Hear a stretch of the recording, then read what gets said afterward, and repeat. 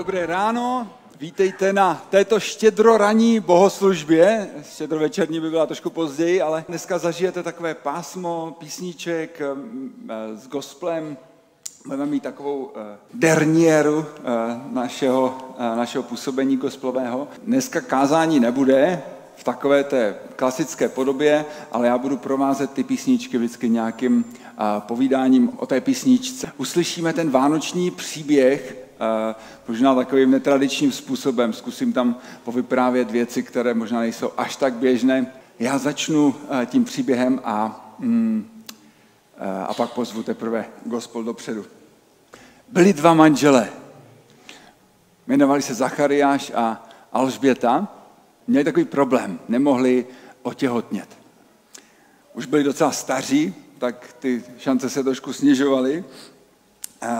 A Zachariáš občas pracoval jako kněz v chrámu v Jeruzalémském a zrovna jej vylosovali k tomu, aby sloužil v tom chrámu, měl tam zapalovat kadidlo. Co se nestalo? Když Zachariáš stojí v tom chrámu, najednou bum, a vedle něho stojí jako zřejmě docela velká osoba, nějaký postava anděla. Jo? Musel vypadat docela děsivě, protože Zachariáš fakt jako dostal velký strach, úplně se vyděsil, ale ten anděl mu říká, neboj se, já jsem poslal od Boha, jmenuji se Gabriel a mám pro tebe skvělou zprávu. Budete mít chlapečka. Já nevím, jak byste reagovali, Zachariáš říká něco ve smyslu jako, cože? Jako to není možné, já už jsem docela starý, moje manželka taky není úplně mladice, jo? Jak tohle se může povést.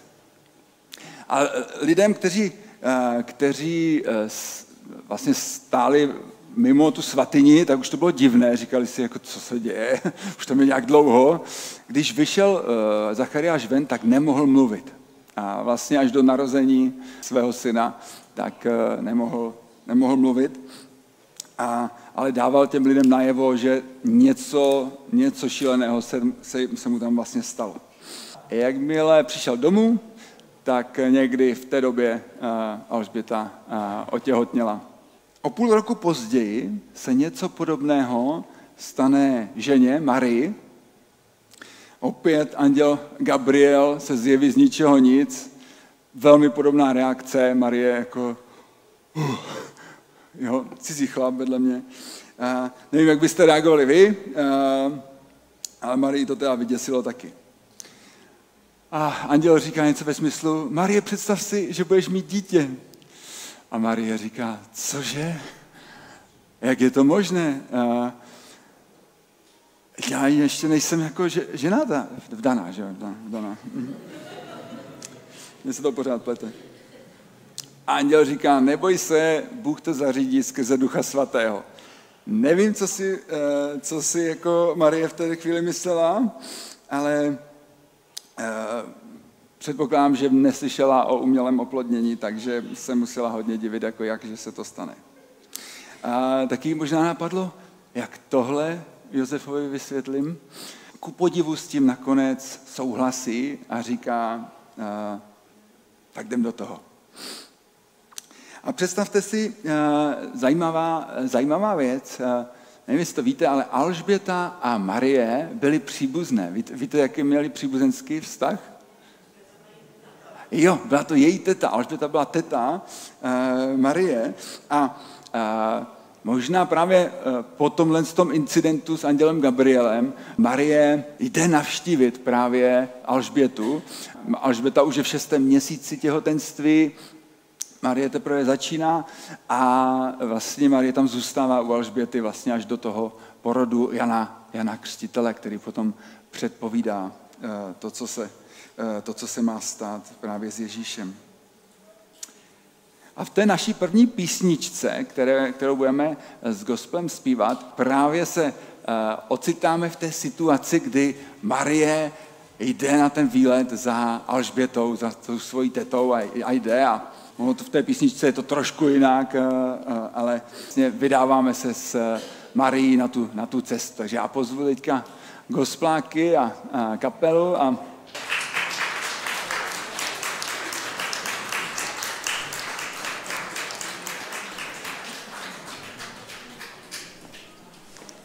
písnička se jmenuje Byla cesta, byla ušlapaná.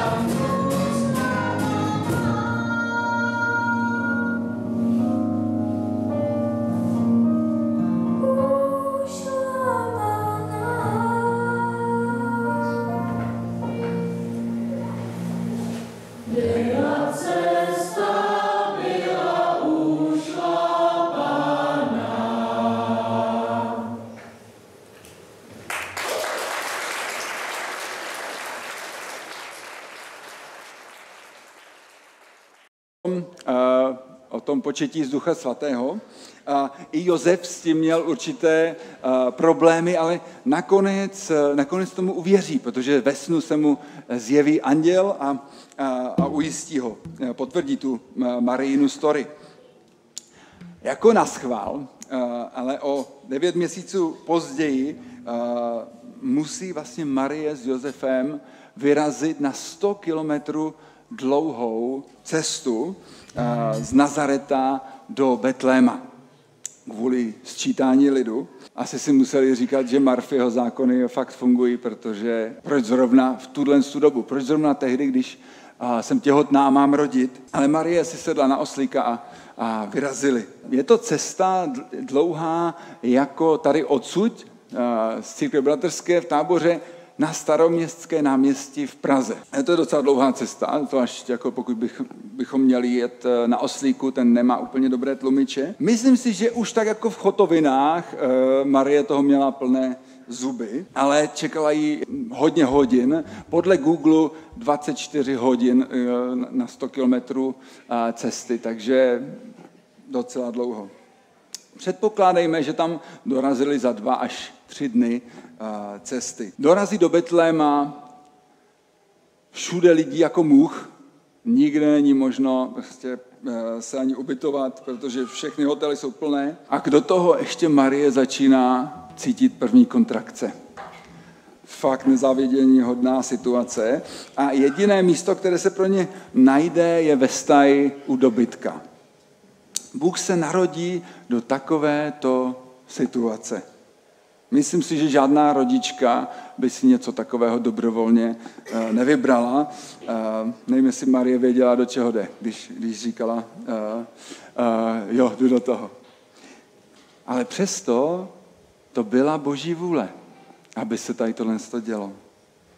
Bůh řídí celé dějiny a má svůj plán tady v tomhle všem. V tomhle případě díky nařízení císaře Augusta o sčítání lidu se Ježíš narodí ve městě, ve kterém mu bylo to rodiště vlastně předpovězeno. Několik set let dopředu a uskuteční se to navzdory tomu, že tam jeho rodiče vůbec nebydlí. Bydlí v Nazaretě, jako daleko, jo? Ani by tam neplánovali jet třeba na dovolenou, prostě to bylo mimo, neměli tam nějaké příbuzné a myslím si, že by to určitě neplánovali zrovna v tom čase porodu. Ale Ježíš se dal narodit jako potomek krále Davida v Davidově rodném městě a to zhruba 1000 let po tom, co se narodil král David. A tak se to stalo. A ten, který o sobě později prohlásí, já jsem chleba života, se narodí ve městě, které se jmenuje Dům chleba. Betlehem. Dům chleba. Zajímavá spojitost, nemyslíte? Taková první aplikace. Budeme-li žít podle Boží vůle, tak nemáme vůbec žádnou záruku, že budeme mít pohodlný život. Můžeme ale počítat s tím, že i to naše nepohodlí, ty naše útrapy mají v Božím plánu svůj význam. Takže druhá písnička, kterou budeme zpívat, se jmenuje Z Betléma se ozývá. Jaké divné světlo, z hůry na zem slétlo, nám narodil se Pán. Léky Pana čistá, porodila Krista, nám narodil se Pán. Aby tak líbí se míří, jak se zpráva šíří. Nám narodil se Pán. Od mrtvého moře zní Galilecké hoře, nám narodil se Pán. Betléma se ozývá, halleluja, halleluja. Betléma se ozývá, nám narodil se Pán. Betléma se ozývá, halleluja, halleluja.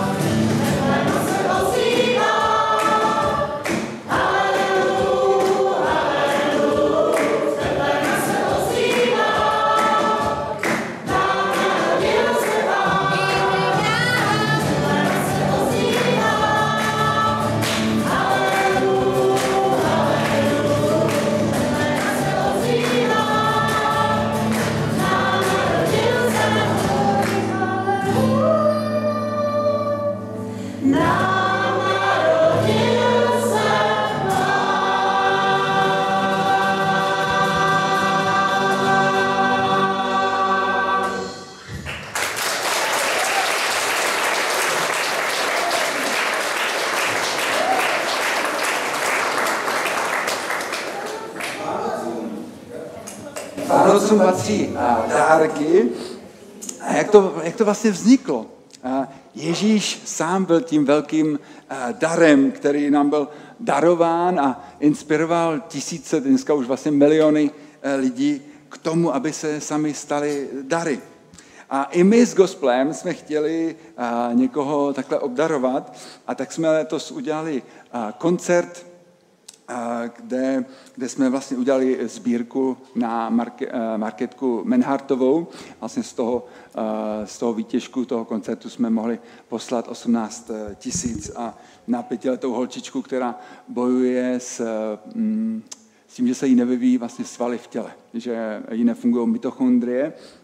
A jestli tam kluci ukážou fotku, jo, a marketka vlastně je tam menší, a vlastně její sestra Klárka s námi letos taky zpívala právě v gospelu a tak nás to napadlo, že bychom mohli marketku podpořit. Jedna sezimácká firma dokonce věnovala 10 000 korun, tak to bylo takové úplně wow. A celkem se vlastně další lidé k tomu přidali a už je vlastně na Doniu na té sbírce 60 000 korun, což máme vlastně velkou radost, že se tolik lidí připojilo. A pokud byste vy se chtěli do toho připojit taky, tak když najedete na donio.cz a napíšete pomoc pro marketku, tak by to mělo vám tam vyjet. Nyní vám zaspíváme písničku o tom, že i Ježíš vlastně dostal dárky, takovou baby shower, přesto, že se narodil vlastně do takové bezvýznamné rodiny, tak se do té porodnice ve stáji přišlo podívat až překvapivě hodně hostů. A první skupina dorazila z východu a je, jako my je známe jako mudrce nebo 3 krále. Oni teda ale v tom originále, v tom textu není napsané, že to byli králové, ale že to byli mágové. To je divný, ne? Mágos, jako mágové. A vypadá to, že ti čeští překladatelé si s tím úplně nevěděli rady, protože když se díváte jako do Bible, tak magie je v Bibli popsána jako něco jako fuj, velký špatný, jo? A něco, co jako lidi nemají provozovat, něco, co jde proti Bohu a lidem škodí, jo? Takhle je ta magie popsána. A kdo se přijde poklonit novému králi Židů? Náboženští představitelé, že jo, jako ti rabíni, nebo ne, přijdou tam. No právě, takhle jsme si to jako vylepšili, ale oni tam vlastně přijdou představitelé úplně cizího náboženství, jako je to skoro jako provokace, to působí. Dokonce ani z Bible neznáme jejich jména. My vlastně jako, je to z církevní tradice, že se jmenují Kašpar, Melichar a Baltazar, ale v Bibli ty jejich jména nemáme. Těžko říct, jestli se tak opravdu jmenovali. A v dnešní době můžete nad dveřmi vidět takový ten nápis KMB, jo, to je vlastně, abyste nezapomněli klíče, mobil a co to? Braille, ano, jo, tady je mám, já jsem... Normálně vlastně si lidi myslí, že by to mělo znamenat vlastně Kašpar, Melichar a Baltazar, ale prý to tak není. Je to vlastně zkratka pro Christus mansionen benedicat. Kristus žehnej tomuto stavení, nebo příbytku. Takže je to velký paradox. Židovský král Herodes chce předpovězeného židovského krále a Mesiáše nechat zabít, aby si zachránil svoje teplé místečko na zámku. A odněkud zdaleka, z Perzie zřejmě, přijdou představitelé úplně opačného náboženství, přinesou mu hodnotné dary prostě. A myslím, že to byla velká pomoc pro tu začínající rodinu. Zlato, mirhu a kadidlo dostali. Takže to byly velmi drahé věci v té době. A my dneska o tom budeme zpívat.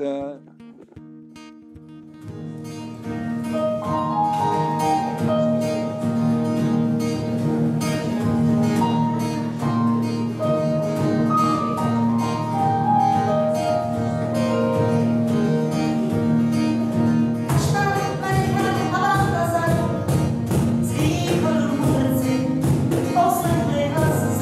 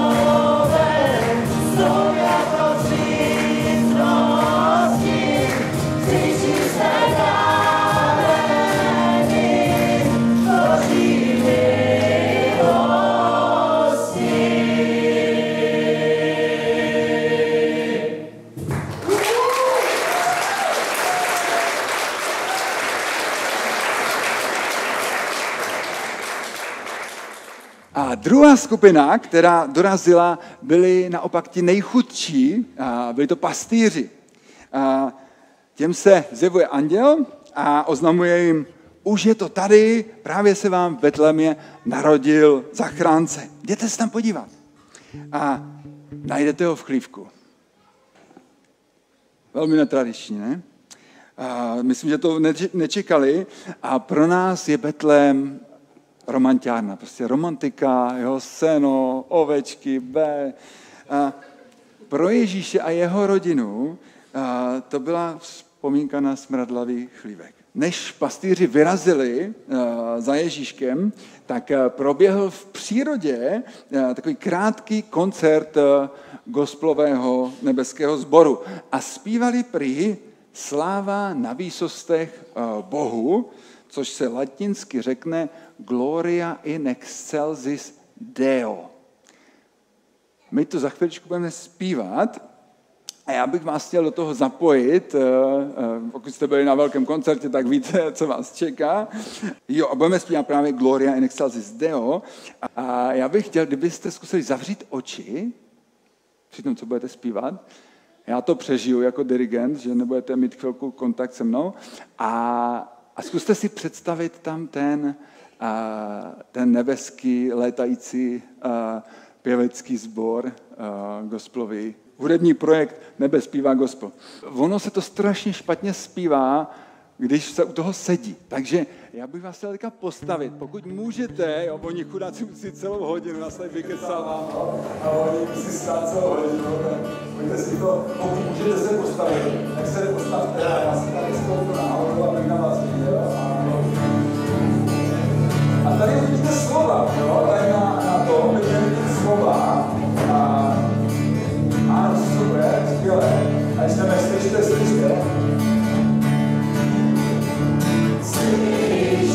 Slyšte vás dušové, jak nezmění chvály nové, této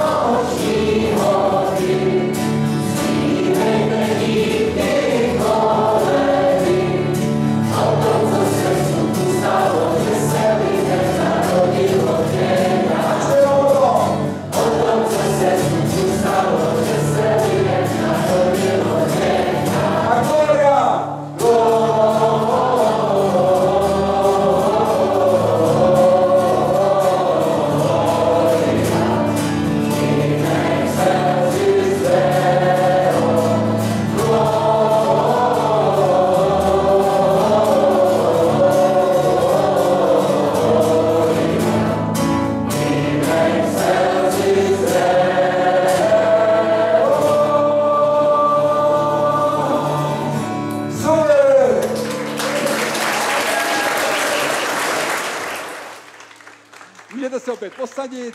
A teďka přijde taková klidnější píseň, která se jmenuje Modlitba.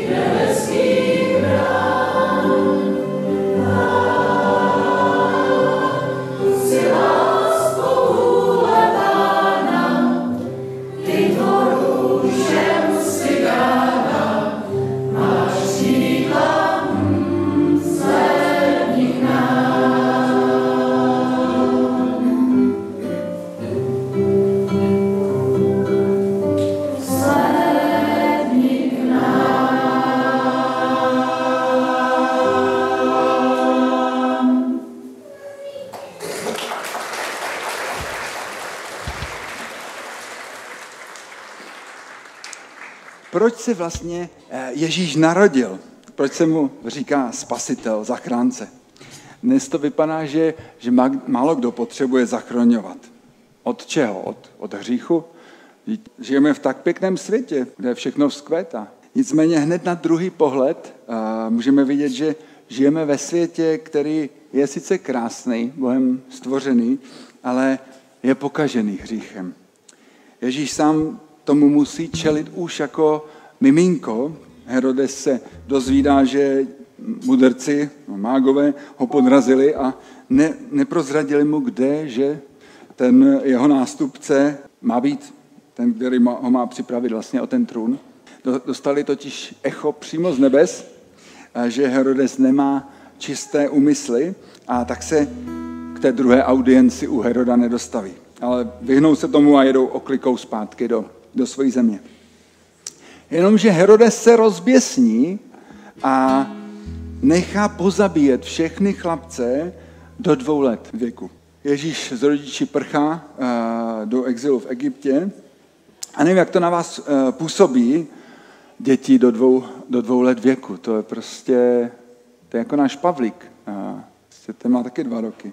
To musely být stovky, možná tisíce dětí, které nechá Herodes zabít. Já bych rád řekl, že to na mě působí prostě, že je to silné, ale vlastně, když si to tak jako čtu v té Bibli, tak je to nějak daleko. Je to prostě 3,5 tisíce kilometrů někde v Izraeli a 2000 let zpátky. ti lidi už by stejně nežili. Je to nějak vzdálené. Ale tento čtvrtek se něco podobného stalo velmi blízko. Tentokrát se nás to týká velmi osobně. A dokonce obětí ani nemusely být stovky. Stačilo 15 lidí a prostě dotýká se mě to. A dokonce to nebyla ani malá bezbranná miminka. A stejně to je blízké, je to... Já si nevím, jak to na vás působilo, když jste se dozvěděli, že na filozofické fakultě se střílelo a že tam je prostě plno mrtvých a zraněných. Co jste dělali vy ve čtvrtek ve 14:50? Já jsem v té době zrovna odjížděl tady odsud z kanceláře. Zavolal jsem mojí mamce a dal jsem si jí nahlásit ty odposlech a po cestě domů jsme kecali takhle o životě. A v tu samou dobu 24letý David někde od Kladna vytáhl zbraň a začal střílet. Je to tady a teďka. A možná někteří z vás dokonce někoho znáte, kdo tam byl, kdo je možná zraněný nebo dokonce umřel. Minimálně vaši známí někoho budou znát. A možná vás napadá otázka, jak to, že to Pán Bůh vlastně dopustil, proč s tím něco neudělal. Ale on s tím právě něco udělal. Bůh vstoupil do našeho hříšného světa a sám na sobě vlastně nechal ho na sebe dopadnout. Tu hříšnost toho našeho světa. My jsme ho jako lidé ukřižovali a Bůh si vlastně tím utrpením prošel. Já bych chtěl teďka možná takovou chviličku nějakou věnovat tomu, jsme v církvi a máme tu moc, že se můžeme modlit, což je vlastně obrovská výsada, že můžeme se přimlouvat k Pánu Bohu. A tak bych chtěl, jestli bychom se mohli společně, kdo chcete, modlit za ty pozůstalé, kteří prostě, za ty rodiče, kteří se 20 let věnovali svému synovi nebo svojí dceři a pak takhle o ně přišli. A možná prožívají teďka prázdnotu, prožívají smutek, možná prožívají hněv, nenávist, depresi. A vy můžete předložit Bohu v modlitbě a můžete třeba i potichu se modlit za ně, nebo i nahlas. Drahý nebeský tatínku, tak ten čtvrtek mě to zasáhlo a byl jsem vlastně překvapený, že se něco takového může stát i tady v Česku. Když je to daleko, tak si to člověk až tolik nepřipouští, ale moc tě prosím za ty rodiče a kamarády, kteří utrpěli ztrátu a prožívají všechny ty emoce, a tak prosím za to, aby si v tom byl s nima. Já prosím, aby si je potěšil. Prosím i za lidi, kteří jsou podobní Davidovi, kteří možná prožívají hněv a neví, jak ho ze sebe dostat. A prosím za to, aby mohli slyšet o dobré zprávě o tobě, a prosím za to, aby si proměnili jejich životy, aby se takové věci nemusely stávat kolem nás. Amen. Teďka budeme zpívat písničku, která se jmenuje Amazing Grace. Ta zpráva vlastně o Ježíši mění i velké hříšníky. Kdo ví, jak by to dopadlo, kdyby David měl možnost se setkat s tou dobrou zprávou o Boží milosti a přijal by ji. Někdo řekl, že v každém z nás jsou vlastně semínka, ze kterých můžou vyrůst jak velmi dobré věci, tak vlastně úplné zrůdnosti. Záleží na tom, do jakých okolností se dostaneme, tak podle toho vyroste buď takové semínko, nebo jiné. Je to vlastně Boží milost, když vyrostou jenom ty dobré. Když prostě něco, co je hodně jedovaté, když je nakonec ukončeno. A škoda, že se to nestalo v tom případě Davida z Kladna. Ta písnička Amazing Grace tu složil John Newton, který právě tu Boží milost na sobě prožil. On byl vlastně otrokář a posílal lidi do otroctví, možná i někoho nechal vlastně zabít, v té době to tak nějak fungovali ti otroci. Takže on zažil vlastně, že to jedovaté ovoce nakonec prostě bylo odstraněno z jeho života díky té Boží milosti. A on začal sloužit Bohu a napsal tu píseň, ve které obdivuje, jak ta úžasná milost zachránila takového ztroskotance, jako byl on. Amazing grace that saved a wretch like me.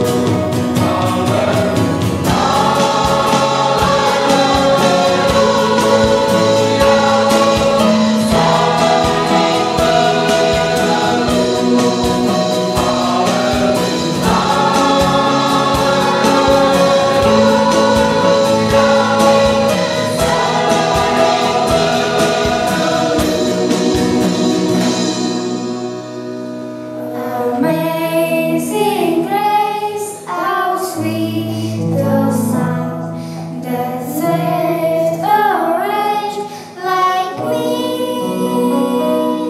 I was lost, that night I found that blood, now I see.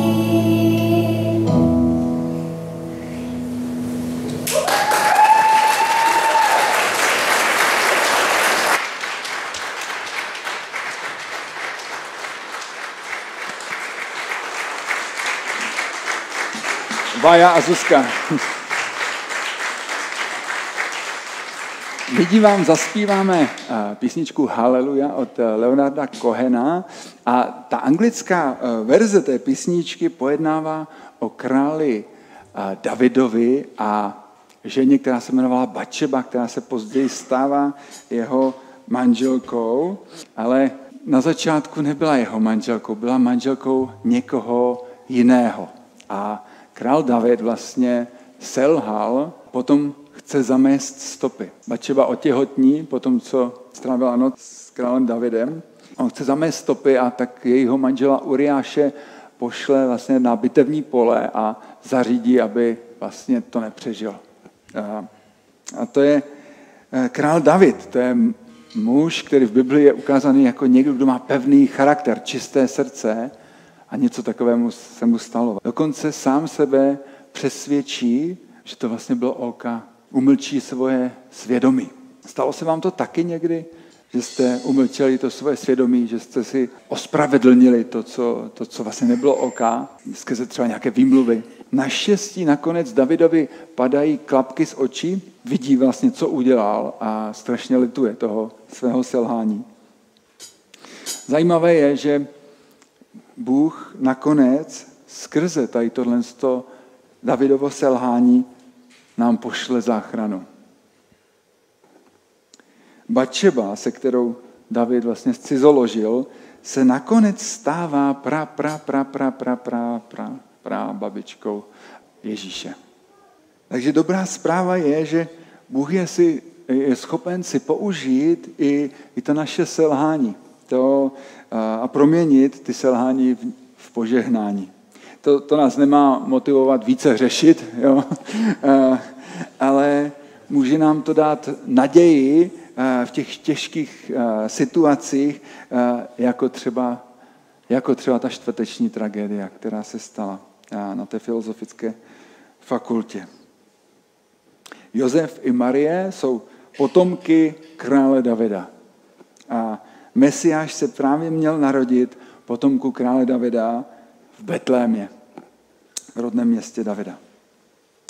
A my teda zaspíváme letos českou verzi, tady téhle z té písničky, ta s králem Davidem ta nemá už moc společného, ale vlastně možná jo, protože je o tom vánočním čase, takže král David o 1000 let později skrze Ježíše. A tady tu verzi zpívají Nezmaři, kdybyste si to chtěli pustit v originále.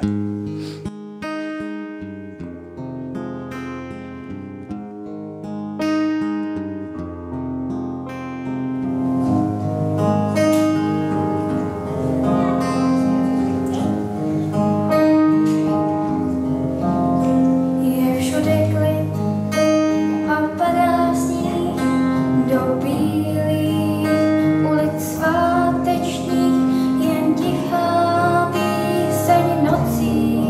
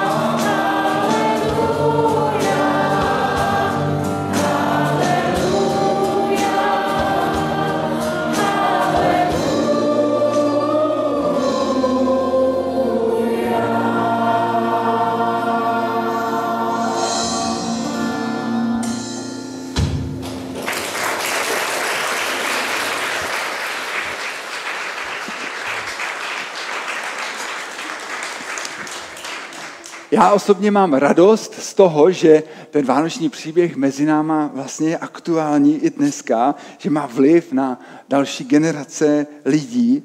A jedním z těch, které Ježíš ovlivnil, je také Martin Prokop, který s náma zpívá v gospelu. A Martin pochází vlastně z ateistické rodiny, ale rozhodl se Ježíše někdy během toho svého života následovat.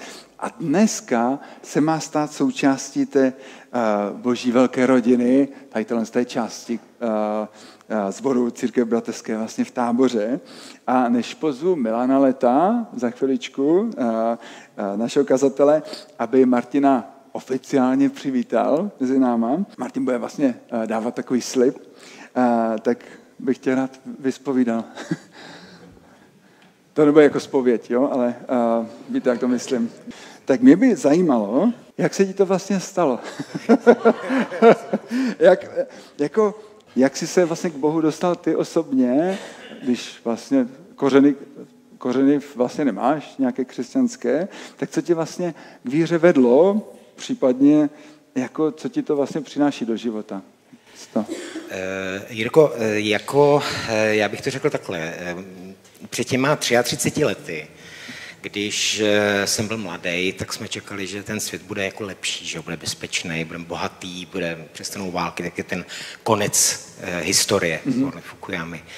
A ono se to úplně nepovedlo, jo? Jako máme 2 vlastně neřešitelné války, máme krizi ekonomickou, klimatickou, jo? Máme tady nesmyslný násilí, jo? Kterého jsme svědky a jako jediný, co vlastně mě dává smysl, jo, tak je ten, který setře tu slzu z oka a který nám dá prostě nový život, no. Prostě až tohle skončí. Jo. A jak bys řekl, že to ovlivnilo ten tvůj život? Když si děláš soudce, tak...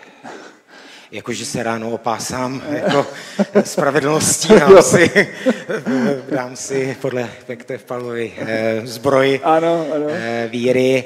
Jako teď jsme měli seminář před 3 týdny, tam vlastně duševní zdraví soudce se to jmenovalo. Pan profesor Ptáček nám přednášel, jak se nezbláznit. A mimo jiné tam říkal, že teda jako jedním z dobrých antistresových faktorů je spirituální život, ale přitom nám teda promítal buddhistické mnichy tam, jo? Takže nevím, jestli jsem jakoby ve správném společenství. Ne, tak určitě je to samozřejmě důležitý v té práci, no. Ale jako spíš bych řekl jinou věc. Já když jsem šel na to staršovstvo vlastně, na to interview, jestli teda jste dost dobrý, abych mezi vás stoupil, tak tam v podstatě jsem měl pochybnosti, že jo, jestli ve skutečnosti jsem já dost dobrý, jo, jestli se sem hodím, vzhledem k té nějaké nonkonformitě těch svých názorů a životních postů. A vlastně tak jsem si otevřel Bibli, že jo, a teď tam máš, že jo, to jako tam, kde se sejdu 2 nebo 3 v mém jménu, tak budu mezi vámi. A tak jsem o tom přemýšlel, vlastně napadlo mě cestou sem, že ono to není jenom slib, jo? Jakože já přijdu, ale že to je i taková podmínka. Jo? Chceš-li ty být se mnou, tak přijď mezi lidi. Já tam budu, jo? Ale když budeš doma sám, tak to nestačí. Jo? Takže vlastně tak jsem to zavnímal, jakoby, že nastal ten čas si vlastně vzít tu svoji... Člověk si může připadat svatý, že jo, když není mezi lidma. Protože... Ano, tak když přijdeš mezi lidi, kteří jsou stejně chybující jako ty, tak je to prostě ve skutečnosti větší pomoc. Ano, super, děkuji. Tak Milane, pojďme ho přijmout mezi sebe. Tak já jsem moc rád, že mám před sebou tu milou povinnost a jsem taky rád, že teda to staršovstvo při tom rozhovoru prošlo. V naší církvi je to tak, že míváme slib, členský slib, vyjadřujeme tím něco a součástí toho slibu je také vyznání víry a tak tady povedeme takový rozhovor vlastně s Martinem, kdy já teda budu mluvit víc a vždycky ho v pravý moment vyzvu k tomu, aby pověděl, co má, něco ve smyslu věřím, vyznávám nebo něco podobného. Ale jsou to slova vážná, seriózní, hluboká, důležitá. Takže Milý Martine, vyjádřil si přání potvrdit křestní sliby a stát se členem církve bratrské v našem sboru.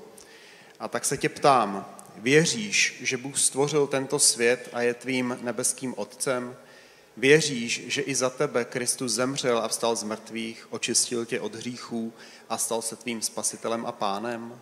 A věříš, že Bůh i tobě daroval svého ducha, abys žil nyní ve společenství církve a na věčnosti v boží blízkosti?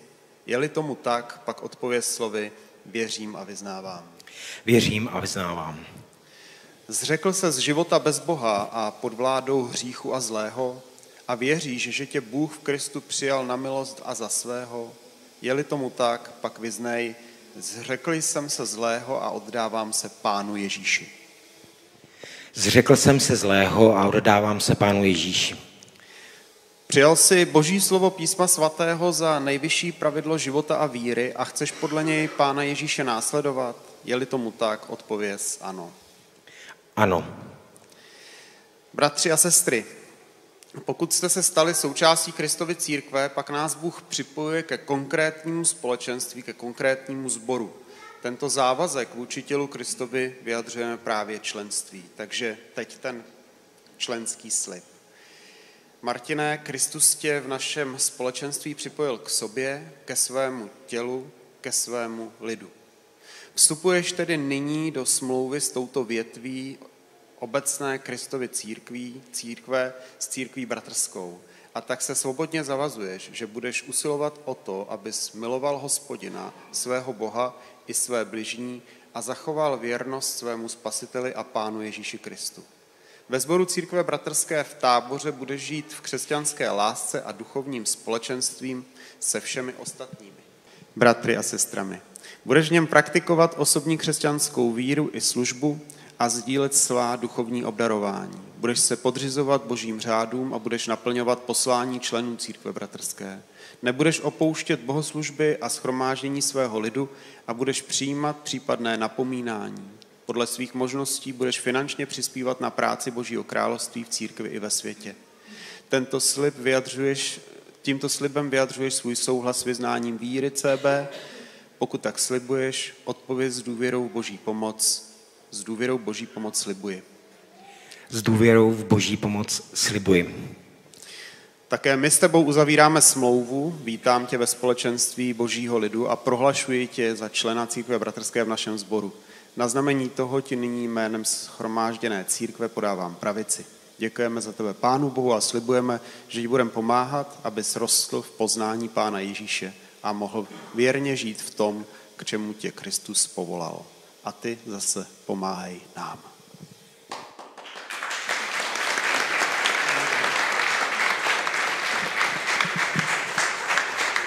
Děkuji. Tak vítej, Martine, mezi náma. A my se s váma rozloučíme dneska písničkou, která vlastně zpívá o tom, co si Martin řekl někdy během té své duchovní cesty. Pro Martina byl Bůh něco možná starého, neaktuálního, možná i odpuzujícího.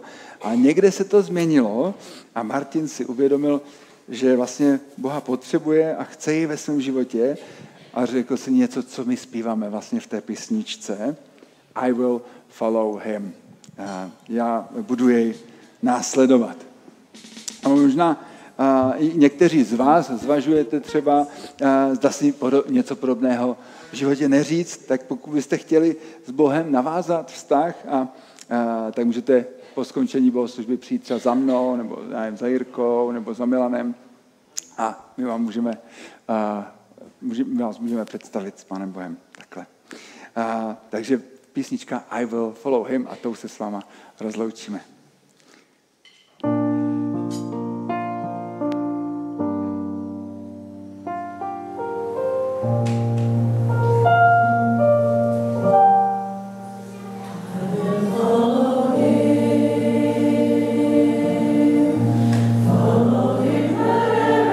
He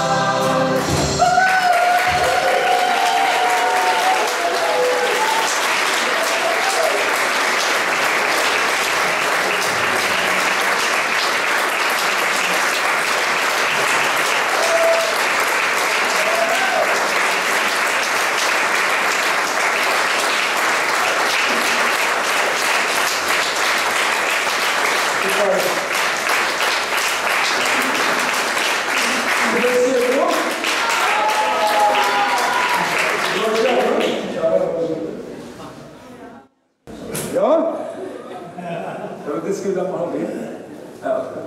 A jo, je to. Tak jo. Oni to neví, jo, ale jo, jsou připraveni, dobrý.